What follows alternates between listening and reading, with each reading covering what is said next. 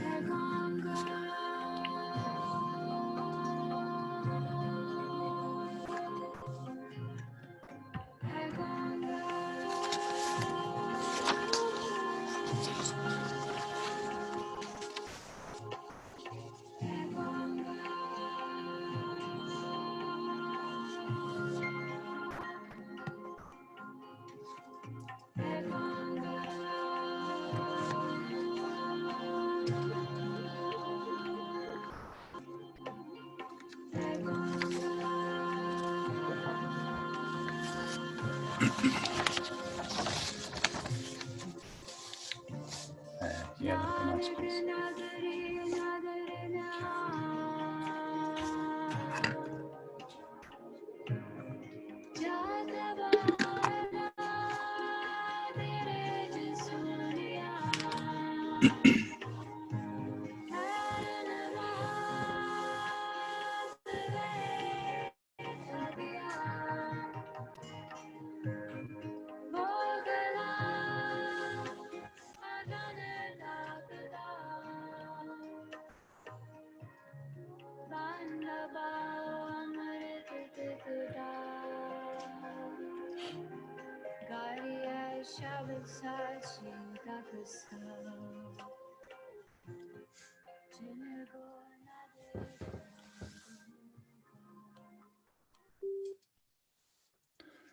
Good morning, everybody, and welcome. Thank you for taking the time to be here. It's difficult as time it is for everybody. The reason why I offer these sessions at 7 o'clock every morning is to create a capacity for us all to find some space, to find some grounding before we start our day.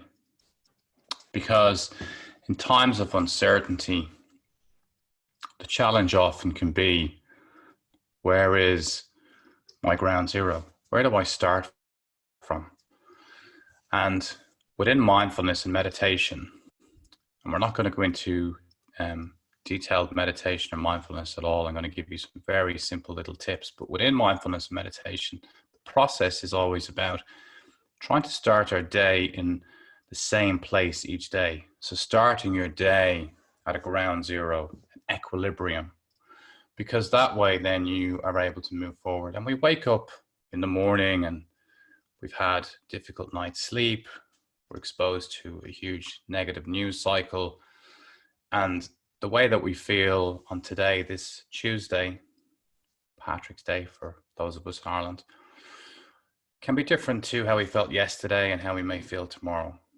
So the real aim here is to create a space where we all get to start our day together collectively as a community. For those of you who need it, I'm here every day. So when you need it, you just need to pop along to have that space for us to just kind of sit together. And I'm just going to start with just a minute of quiet reflection.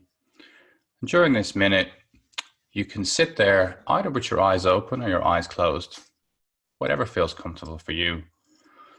We'll just do a minute of breathing. And all we're going to do is just simply create an awareness of your breath wherever it is.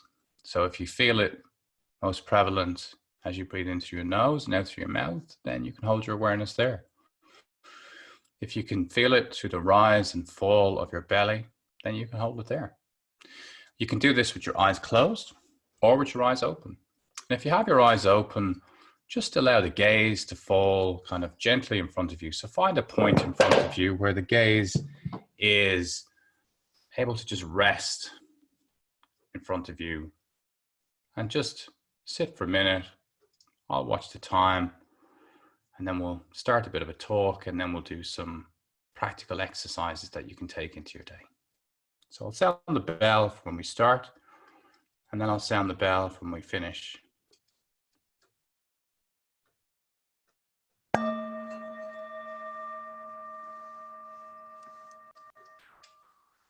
Just creating an awareness of the breath as you notice it in the belly or in the nostrils.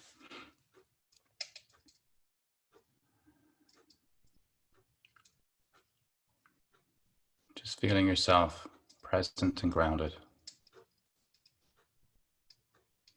Feet on the floor, back supported by the chair, legs supported by the chair, or maybe just sitting on the ground, or maybe you're lying down. Just notice how you're supported at this moment. Notice the body context. Just allow the breath to be there. Eyes and fall of the belly.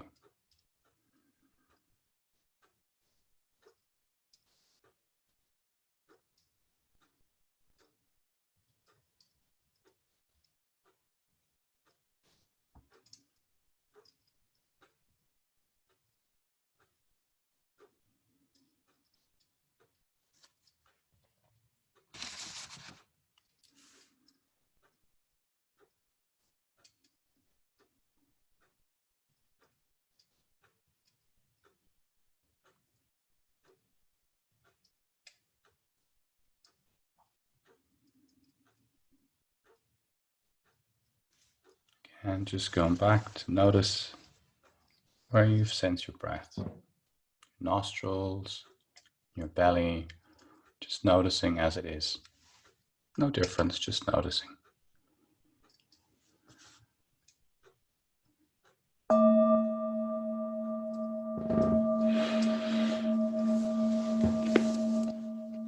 When you're ready, opening your eyes if they were closed, or just bringing yourself back to this moment. So thank you everybody again and welcome this morning. I'm just going to talk a little bit about anxiety, stress, how it impacts us, a little bit of neuroscience, and then a couple of tips, simple little breathing exercises that you can take into your day and use if the day becomes overwhelming, or even if you just need to create a bit of space. We all have people working at home now, we have our families at home, so the space and capacity that you need for yourself can become more challenging. But remember, that's what bathrooms were created for. So don't be afraid if you need to do some breathing exercises and you can't get away from everybody, to just go into the bathroom, lock the door, sit in the toilet, take 3 or 4 minutes and do these breathing exercises.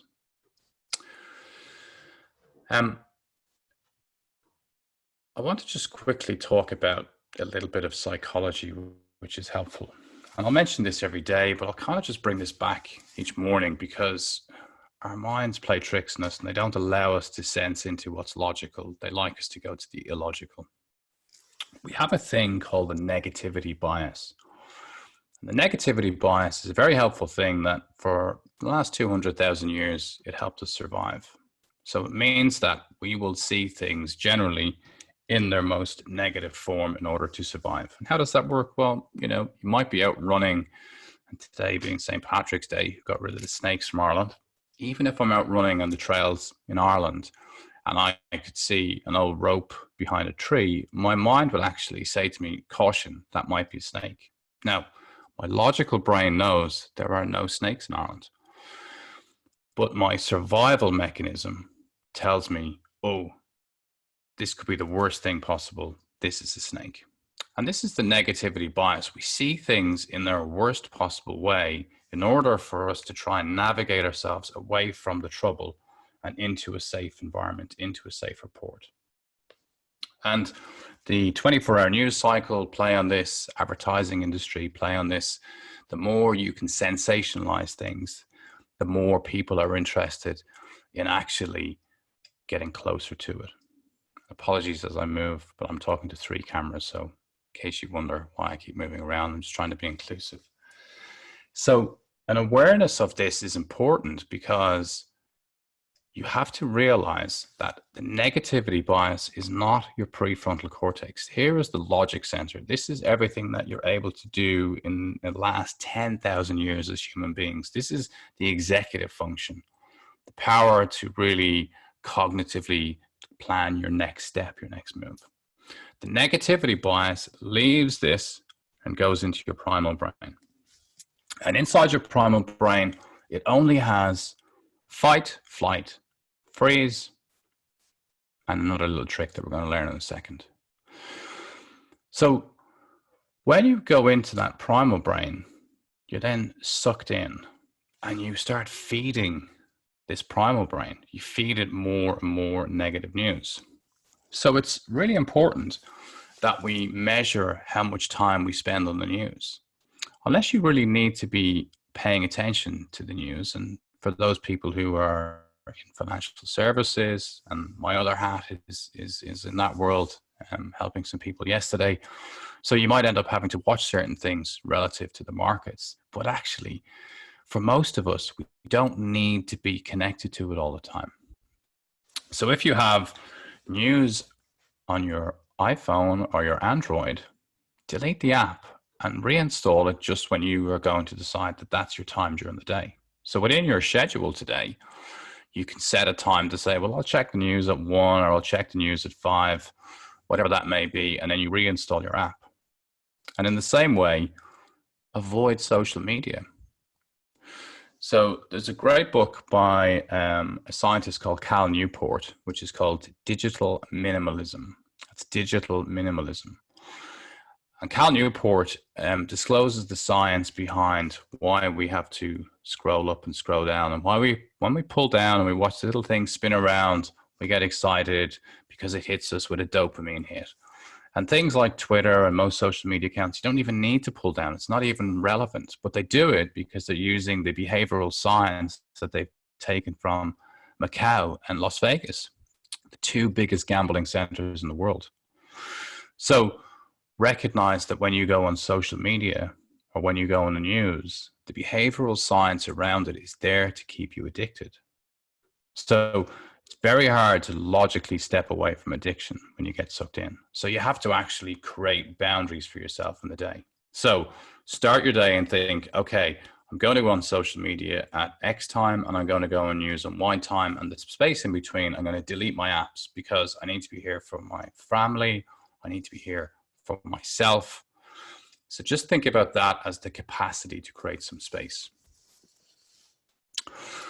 And there's a great saying by Jon Kabat-Zinn, who originally brought mindfulness to the US. And this is his most famous saying, which is, as long as you are breathing, there is more right with you than wrong with you. I'll say that again. As long as you are breathing, there is more right with you than wrong with you.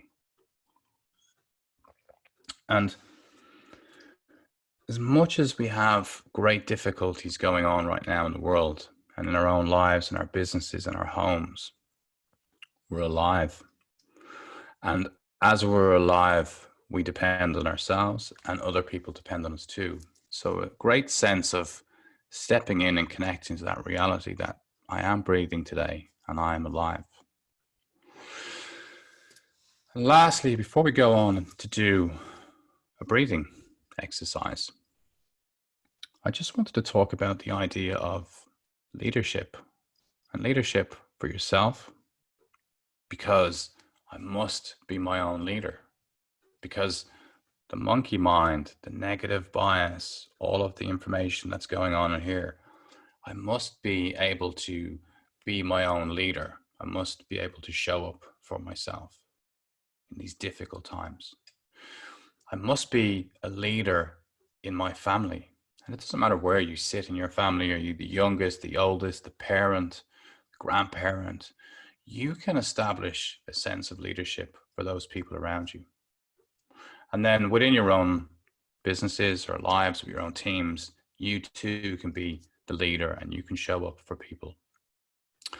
And what do we want from leaders in times like this? So people that we look up to in our family, in our homes, in our business, in our community. We want calmness, a capacity to be calm, not to panic. We want people who listen. Our children right now need us to listen. Our parents, our elderly parents, need us to listen. Our family members, our loved ones, our wives, husbands, boyfriends, girlfriends, they want us to listen and to be measured. There are ways to react, but if I take a breath before I take an action, then I can be more measured. So without instantly reacting, I can be measured. I take a breath and then I'm measured. And they want us to be resilient. And resilience is tough in times like this, but it's also helpful to remember other times when you're resilient, times when you faced difficult issues in your life, but you came through it. And I often advise people, write down a little note about resilience, put it in the back of your diary, somewhere you can reflect on during the day, and bring yourself back to that time when you have made it through a difficult time, so you can look at when you were resilient last. So remembering that we need to be leaders for ourselves. So I lead myself. I set my to-do list today. I will be playing board games. I will exercise. I will spend enough time outside getting vitamin D. I will eat well. I will nourish myself. I will drink 2 liters of water.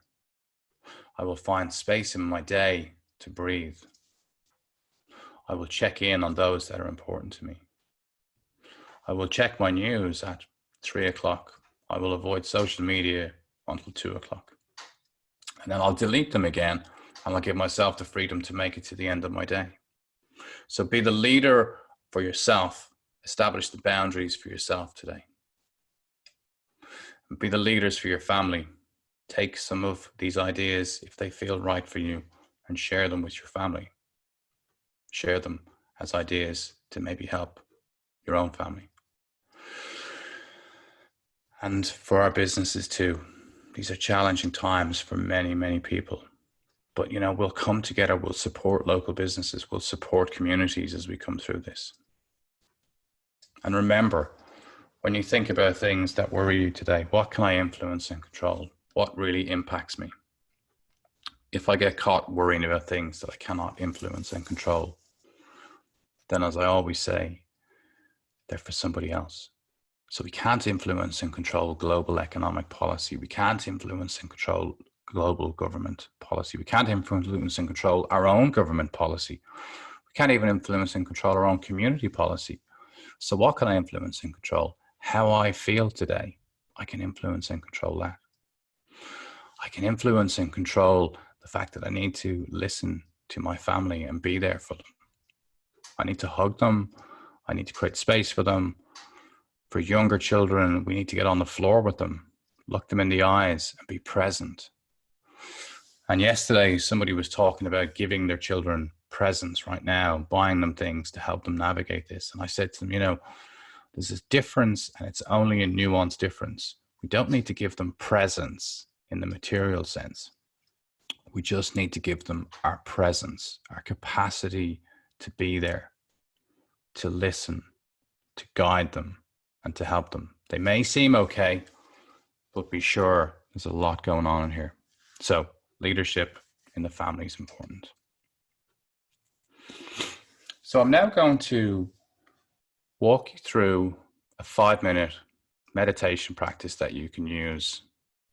It's very, very simple. It's called box breathing. And this is actually used by special forces around the world when they're in stressful situations. It's used by a lot of sports people. So we teach this in sports psychology when somebody has to step up in the middle of a very pressured game to do something that's different. So in rugby, it's taking a kick. So it's how do we move ourselves from this capacity with all of the chaos to find the space to take us out of this primal brain where all of the negative biases and the monkey mind is back in to our cognitive function. So when we're feeling overwhelmed, we go into fight, flight, and freeze. And one way of getting out of that is that you can go out for a brisk stroll and you actually tap the flight button. So you can actually move your body and help yourself change your state by going outside for a brisk stroll or a walk. But another way is to just do this breathing exercise. So if it feels comfortable, you can close your eyes.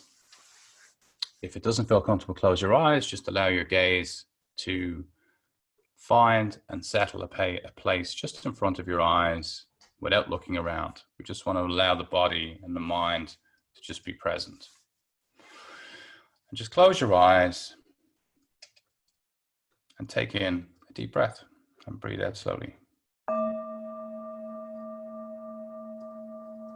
We're simply going to be drawing a box in the mind. So imagine a box with 4 sides. We're going to draw that box with our breathing. So I'm going to breathe in for 4 seconds when you're ready. So breathing in for 4 seconds. Hold your breath for 4 seconds. Breathe out for 4 seconds.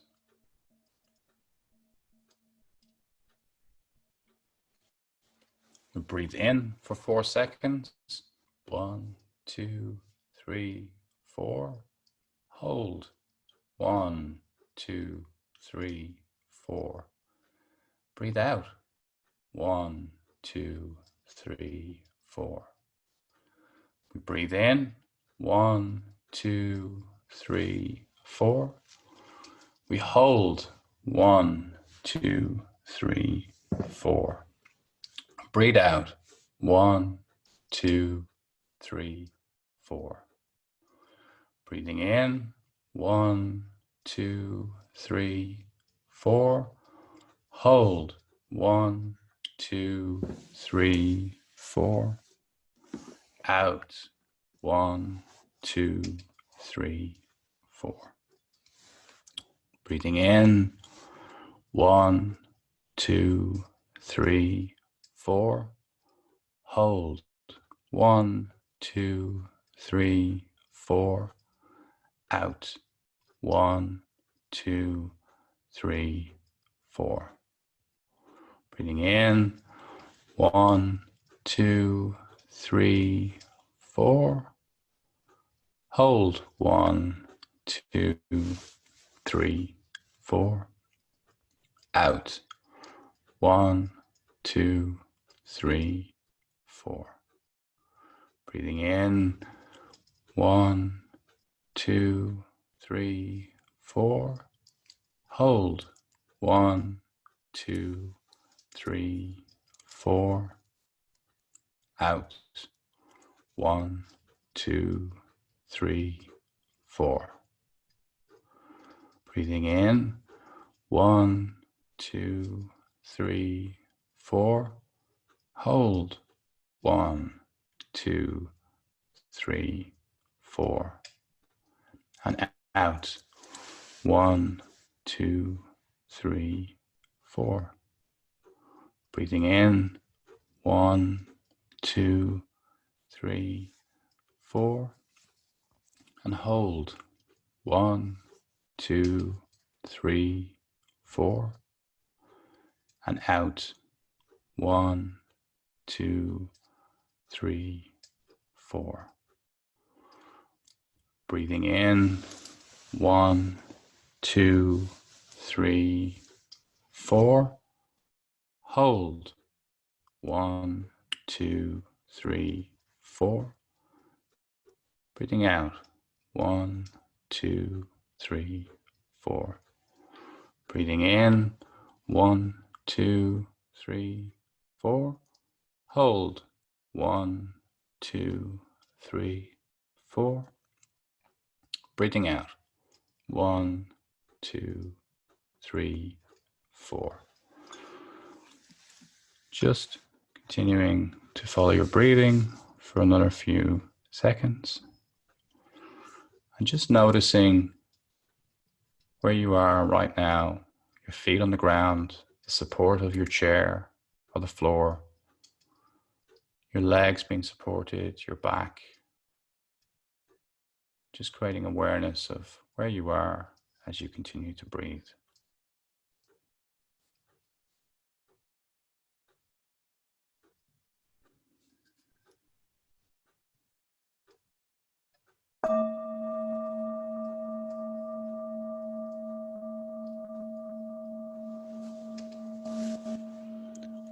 When you're ready, if it feels comfortable, if you've had your eyes closed, you can open them up. Thank you for taking the time, for showing up for yourself, for being here. I'll be here every morning at 7 a.m. We'll just continue to share some breathing techniques, a little talk around anxiety and stress, and hopefully some things that maybe you can take into your families, into your own lives, your personal leadership, into your business, etc. So thank you for everybody on Instagram, on Facebook, on Zoom. I will post these later on so that they can be watched back by anybody who needs them. If anybody has any specific questions that they want to ask now, feel free. I'll hang around for another minute or two. But remember that, fear and anxiety is a great neuroscience that we know about this. As a practicing Buddhist and somebody who teaches in Buddhist psychology and Eastern philosophy, we know an awful lot about the neuroscience now, and we've had great experience of detailed studies with fMRI scans showing the capacity of people just breathing and how we can change their neurological state. And it doesn't mean that we change the news or we change what's going on, but we start to change how we react to it. So it's the difference between, I wish the world was like this, I want my life to be like this, and then being able to accept it as it is. This is life as it is, and I'm able to just move through it. When we constantly want life to be as I wish it was, we get a crick in our neck. It's painful. So being able to settle into life as it is and having the capacity to have a breathing technique, box breathing. Why do we call it box breathing? Because it's simple. I remember 4 seconds in, 4 seconds hold, 4 seconds out, 4 seconds in, 4 seconds hold, 4 seconds out. And this is a simple process that we allow for anxiety. So it's stress and anxiety. This is not a detailed meditation. This is, in case of emergency, you can break the glass, go into your bathroom, lock the door, sit in the toilet, go outside for a walk, sit in the bench, do it, be in the park, whatever you need. And remember, please do get outside. Nature is so important right now. Our capacity to heal requires fresh air. Our capacity to feel well requires fresh air. Blue skies, gray skies, whatever it is, getting outside into nature is so healing. I've trained with Yamabushi priests in Japan, and their philosophy is all built around nature. Everything we need is out there. And I'll just finish with a really nice poem by Rumi. Rumi is one of the great sages of Eastern philosophy and beautiful poetry. If you want money more than anything, you will be bought and sold. If you have a greed for food, you will become a loaf of bread. This is a subtle truth. Whatever you love, you are. And I like that because when we've had the capacity to be present for our family and to love our family, then we are our family. When we have the capacity to be present and to show love and compassion to ourselves, which is very hard a lot of times, then we can be ourselves, our true self. So at times like this, nature has given us an opportunity to slow down, to pay attention to our lives, to take stock of what's going on, and to be compassionate to ourselves and everybody around us. So, thanks everybody. Have a wonderful day. And if you want, I'm back here tomorrow at 7 a.m. Thank you.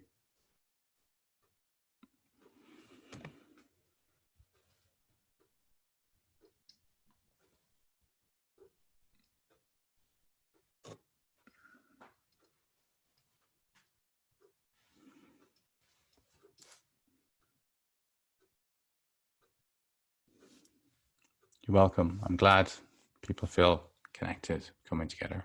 That's great. Thanks everybody on Zoom. Appreciate you coming.